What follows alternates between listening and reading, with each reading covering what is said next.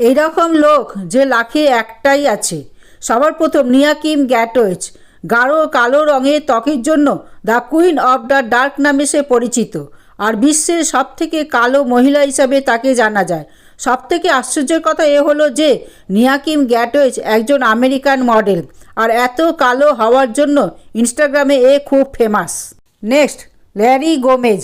একে উল্ফম্যান বলা হয় কারণ এর পুরো শরীর রোমে ঢাকা, এমনকি পুরো মুখে, শুধু হাত পা ছাড়া। আসলে ইনি এক রেয়ার রোগ কনজেনিটাল জেনারেলাইজ হাইপারটিকোসিস রোগে আক্রান্ত। নেক্সট, পল ক্যারাসন। এনার স্কিন পার্পেল ব্লু কালারের, কিন্তু প্রথমে এই রকম ছিল না।